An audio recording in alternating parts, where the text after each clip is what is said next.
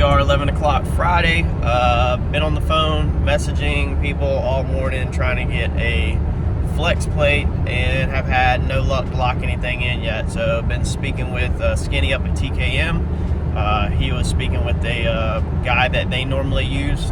I'm waiting for a call from that guy and still have not received that call. So don't know how that's going to go. They don't stock them up at TKM. He can get them, but I'm trying to get something overnighted. Called JW Performance. He's recommending basically a GM flywheel with a hub adapter on it to make everything work. But the problem is that the flywheel that he's recommending, it has to be custom drilled. So they want another 2 or 3 days just to drill the flywheel. And I would love to avoid bolting a flywheel to an adapter and an adapter to the crankshaft. So the less points of failure we can get, you know, the better. And I'm just scared that the freaking adapter is going to push something back farther, and then my luck, something's not going to clear. You know how that stuff normally goes. So that's where we are at right now. We'll see where this goes. Stay tuned. I also did speak with Jason. Jason is in no rush, no hurry. I'm not holding him up. So he said, take my time, get done whatever I got to do. He's got plenty in the shop to keep him busy. So it's not so much the fact that I need to get it to Jason's as it's on Mike's lift. Mike is actually welding on Monday for Wilmington Brewery Company here in Wilmington. He does all their welding work, so he does not need his lift on Monday. Doesn't know if he needs it on Tuesday, but I just hate to drag that out this freaking far, you know, with this thing just sitting on the lift, tying up the lift and all that. So trying to still get this thing buttoned up so I can get it to Jason's. So I mean, because if this thing's gonna sit around somewhere, I definitely prefer it not to be sitting around on the lift at the shop. I'd rather it be sitting at my house where we can do some other work on it. But right now it's just at a standstill because I'm not working on that car in that heat at that shop, and it's on the lift anyway. So we'll see what happens. Trying to earn my keep out here and pressure wash the sidewalks and the front porch so that the wife will pay for my overnighted. Look how dirty that crap is. Gotta earn my keep, right? So, Harper, what time is it?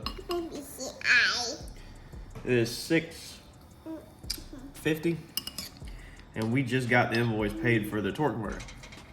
I've been trying to get this paid since 8 a.m. I've called everybody.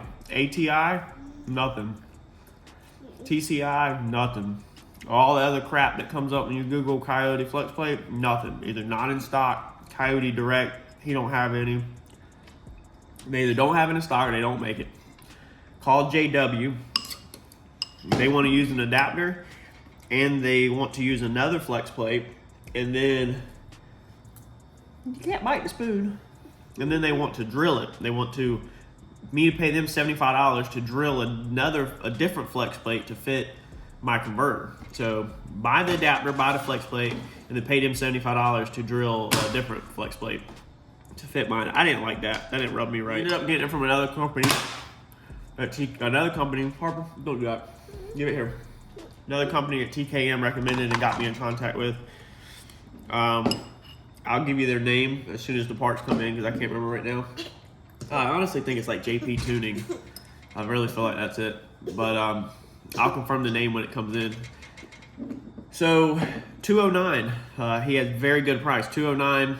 Shipping, unfortunately, is not going to be here till Tuesday. It was like $34. He calls me at 6:30 and he's like, even next day, you're not going to get it till like Monday or Tuesday. It's going to be $130. I was trying to pay next day at 8 a.m. this morning, which then I feel like I could have got it on Saturday. But stuff happens. Companies don't call you right back. I had this problem with all the companies pretty much today. And I did speak to another company that, some other off-the-wall one, but the same deal, adapter and a flex plate, not just a flex plate. But it took him 4 hours to call me back. So it is what it is.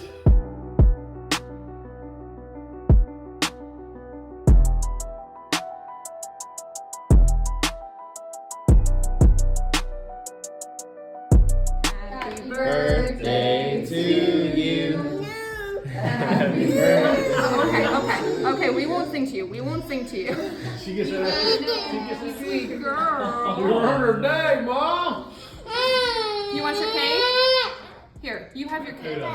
Let me take this off so you can eat it. Oh, man. She gets that from Yugo. That is like so Harper. Oh, okay. Okay, you eat it, Harper. What did she say? Papa.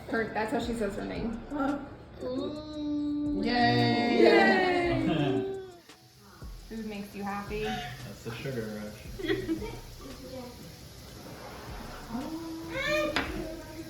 Whoa. Oh, that was a good picture. Big face.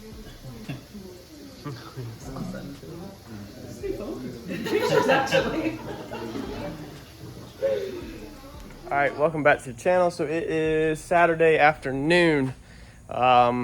We've got to get some more grounds made on this Tahoe. So Percy's still up on the lift. Transmission's tore out of him. So it looks like that's going to be dealt with this week. I got to make some more grounds on this because during the week I've really got to focus on all these flip cars. We've got a bunch of flip cars in that we got to knock out. So we got the radiator support. I got it pulled the other day on my lunch. I actually only took like a 20-minute lunch and went ahead and banged out the radiator support. Got it all straightened back out.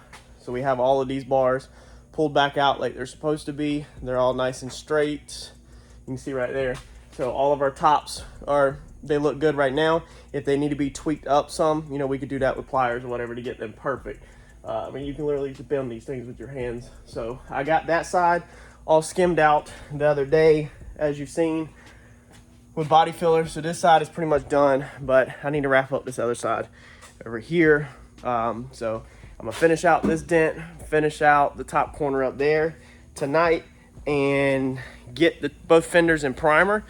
And then we're gonna get the bottom of this hood painted. So we did not get an aftermarket hood. We went with a GM hood from the Chevy dealership. So the aftermarket hood on eBay was like 900 and some change, depending on what seller you bought it from, and basically 1,000. The hood from the dealership was 1,000. So it didn't make no sense at all to go aftermarket. And to get used off of eBay, man, you can see how bad I'm burnt. To get used off of eBay, you're looking at anywhere from 12 to 1,500. So that makes no sense because you get OEM, yeah, it has paint on it. So if you luck up and get your same color and you don't own a body shop, then yeah, that makes sense. And I could have got a white one for like 12 or 1,300. So by the time you paint the bottom side and top, if you were paying the shop to do it, you'd be better to get that part off of eBay if y'all were doing it at your house. And that's one less item you have to paint. But being I have this wonderful giant paint booth here, and I already have the color, still plenty of color left over, we're painting a brand new one. So we're gonna get the bottom side painted tonight, fenders in primer.